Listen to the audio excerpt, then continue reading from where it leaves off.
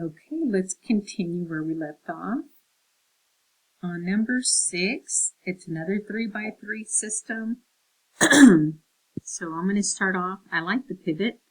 We're going to use the first equation as a pivot to eliminate the x's in the second and third rows. Because the first equation is a pivot, I'm going to copy it down. Remember, pivots do not change. I'm going to use the first equation to eliminate first the x in the second row. So I'll multiply through by -1. But I'm going to do it in the margin because I want to see it happening. When I multiply my pivot through by -1, I get negative x minus y minus 2z is equal to -11. The second equation didn't require any changes, so I just copy it over. When I do, the x's cancel, and it's a surprise, the y's cancel, and I get z is equal to 3. Now, that's our new and improved second row. I'm going to use the same -1 to eliminate the x's in the third row. I'm going to multiply the pivot through by a -1. I get negative x minus y minus 2z is equal to -11. The third row didn't require any changes, so I'm going to go ahead and bring it over and then combine. The x's cancel. I get y minus 3z is equal to -6 as our new third equation. Now, I'm actually finished, aren't I? I could interchange the second and third rows, and not that that's going to happen to you, but how cool is that? This one is finished because I already know that the z-coordinate is 3. So I could actually use the second equation, or this last equation, to solve for y. Y minus 3 times z, which is also 3, equals -6. That's y minus 9 equals -6, or y is equal to 3. Now I can back up and use the first row to solve for x. X plus y, which is 3, plus 2z, which is also 3, equals 11. That's x plus 3 plus 6 is 11. That's x plus 9 is 11, or my x value will be 2. That was kind of cool, a little different, but that's okay, it just got done sooner. Now we've got a couple of the nonlinear equations from section 5.4. This second equation on this system is linear, so I'm going to solve this for the second equation, and check this out. I could have used y as my little block, and I could use x as the one I solve for, but I think I'm going to solve for y. Let me show you why. If I solve for x, I've got 2 places to plug in for x. If I solve the second equation for y, you only have to plug in 1 place. So I'm going to leave the x plus 3 where they're at, and I'm going to move that negative y over to the other side, and boom, solved. And again, what if I'd used the big block on the first equation? That's fine too. Whatever you do, as long as you're doing the right actions, will be correct. Now, since I solved the second equation for y, everywhere in the other equation, everywhere I see y, I'm going to put that little block in. So I've got x squared minus 4x plus 7 equals y, which I'm going to plug in x plus 3 for. Immediately I can see it's a quadratic right on the verge. I'm going to move the x over, makes it a negative x. I'm going to move the 3 over, makes it a -3. So we get x squared minus 5x plus 4. Luckily, that factor is very nice, but if I'm allergic to factoring, the quadratic formula is available always on every single exam. After solving each one of those factors by setting them equal to 0, I'm going to end up with an x of 4 and an x of 1. An x of 4 and an x of 1 means that I'm looking for 2 more variables, that the y values on those 2 points. Luckily, because we'd used substitution, I can use this little block. Let's use the 4 as x first. I get y equals 4 plus 3. I'll get a y value of 7. For the 1 as my x value, y equals 1 plus 3, which will give me a y value of 4. Let's look at our next nonlinear system. Now, both of these are substitution. Doesn't mean they're going to be that way on your exam. So look over at least the lecture example as well, and you will be very well prepared.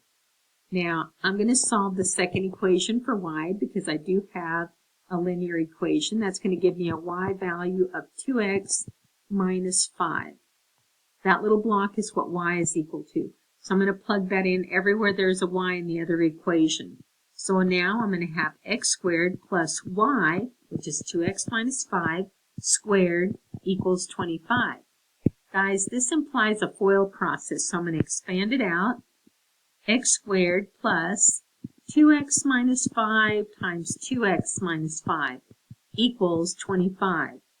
We have x squared plus, when I do the FOIL process, we're going to get 4x squared minus 10x minus 10x plus 25 is equal to 25. Hey, that's a quadratic right on the verge. I'm going to combine the 2x squared terms, so I get 5x squared. I'm going to combine the 2x terms, so I've got minus 20x, and then I'm going to bring the 25 over. Well, they cancel. So I end up with this guy. Now, this is a quadratic. It happens to have some stuff in common. I'm going to choose to solve it by factoring the greatest common factor out. Or if you're allergic to factoring, you can use the quadratic formula. Just make sure your C value is 0. Now, I noticed that they both have a 5x in common. When I factor it out of the first term, it's going to leave behind an x. When I factor the 5x out of the second term, it's going to leave behind a negative 4. After setting each one of those pieces equal to 0, if you do the factoring method, you're going to get 5x equals 0 and x minus 4 equals 0. So I get two x values, a 0 and a 4.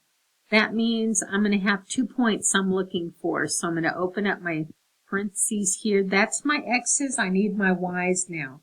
But remember, we started off with this little block. That's what we're going to use to finish. For an x of 0, it's going to look like 2 times 0 minus 5. That's going to give me a negative 5 as my y value. For 4, y equals 2 times x, which is now 4, minus 5. That's 8 minus 5, which will give us a y value of 3. All right. And, oops, now we're to section, smaller so it'll fit in the, I do not know what's wrong with my fingers. Maybe too much lotion. Okay, let's do number 9 first. Now that's a linear equation. It's an equation of a line where the slope is equal to 2 over 1. Because the slope is 2 over 1, I know that to move from point to point, I'm going to need to go up 2 and over 1. And my y-intercept is negative 4. It's also going to be a dotted graph because of that inequality. So starting at negative 4, I'm going to go up 2 and over 1. And you can do it a couple of times if you want to. I'm going to go ahead and draw my dotted graph going through that point. Now I need to determine whether I want to shade over here on the left or to the right. My favorite test point is available, so I'm going to mark it, write his name down, and test. Plug a 0 in everywhere there is an x and a y, and we're going to get 0 is bigger than negative 4.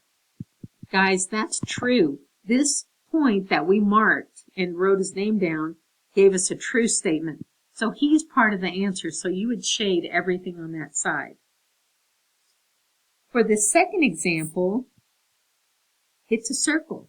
It's got a center at 0, 0 with a radius of 3. And so I'm going to graph that entirely first. 0, 0 is the center of my circle. I'm going to go up 3, to the right 3, to the left 3, and to the bottom, down 3. Now the circle and the line that I'm looking at are both solid. So let me draw a solid circle. But now we actually need a test point. Since the point 0, 0 is available, I'm going to use it, and I'm going to plug back into my original function. This gives me a statement that says that 0 is less than or equal to 9. That's true. So I know that everything inside the circle is going to be shaded. Now let's graph the other one. This is a special line. All I have to do for an x line of 1 is go to the number 1 on the x-axis. I know that x's stand up. It's a solid line, so it looks like this. Now all I need to decide is, do I shade to the right of that line or to the left of it? I'm going to pick a test point. The point 0, 0 is available. So I'll mark it, write his name down. There's only an X to plug into, that makes it easier. Is 0 greater than or equal to 1? False. That point lied to me, so I need to shade everything to the right. But more importantly, this double shaded area is my final answer. Okay?